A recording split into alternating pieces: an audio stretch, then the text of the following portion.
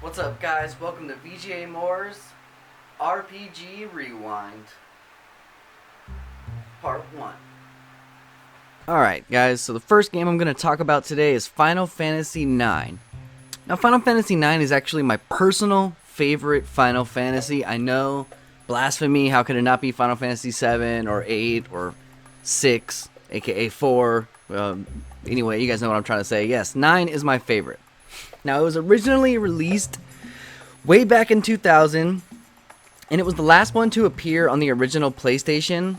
The plot involves a young thief named Zidane, if you're not familiar, and a group that he travels as a part of, which is actually like a traveling theater, whose name escapes me right this second.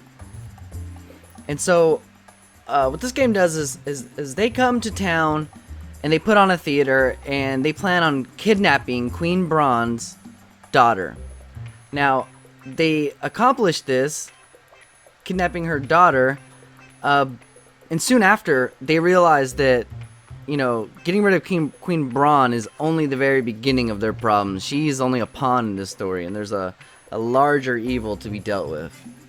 Now, Final Fantasy IX surprised a lot of people, because instead of going for like a more realistic approach, kind of like Final Fantasy 8 or Final Fantasy, well, 7 was kind of went that way, but then 8 went way more realistic looking than 7. But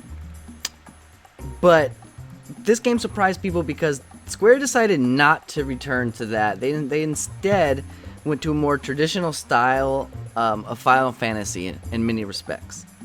So one of the new features of note in this game are active time events, and these allow you to check out what's happening in two other characters at the same time as you're doing something else, and it provides character development.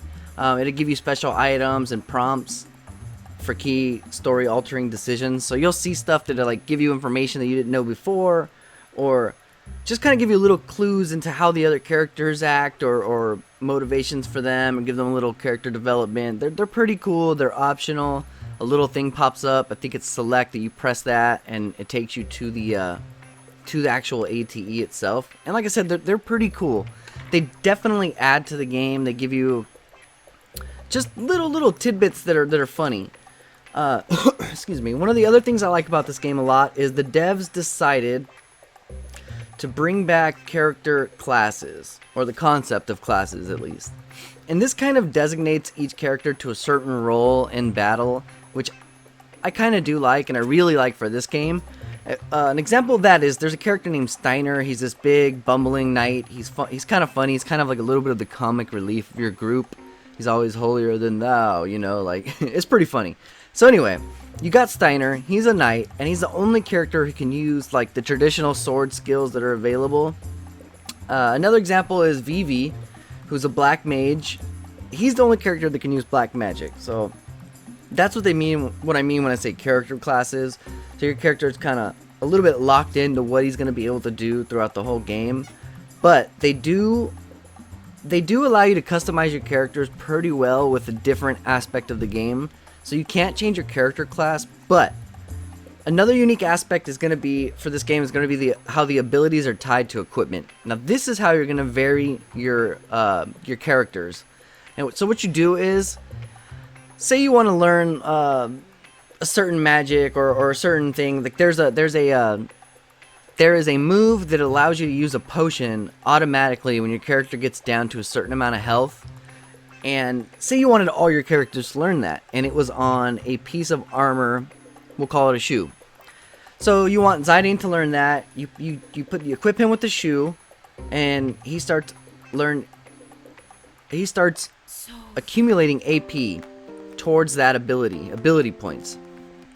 So as long as he's got that equipped, he can use that ability. But as soon as he gets enough points to learn that move, he can take that item off, put it on someone else, and they'll now learn how to use a potion when their life goes down. So using this method, you can kind of give almost every character any move you want. Now there are limitations. Certain character classes won't let you give them certain moves and things like that, but you still got a pretty good level of customization with that. Moving on, the game's conceptual stage, the developers made it pretty clear that this title would not necessarily be Final Fantasy IX. Its break from the realism of 8 kind of made them think that it might alienate audiences. So a lot of fans kind of speculated this might be a Gaiden to the main series, aka a side story. Gaiden means side story in Japan, I believe.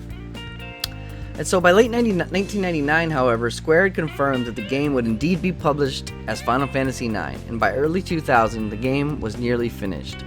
The developers made several adjustments to the game at this point, even changing the ending several times. Now, the way the game sits now, it's my favorite Final Fantasy. I find almost nothing wrong with it, because of course I'm a little biased here, but although it's not the Final Fantasy, it is the finest fantasy, at least to me.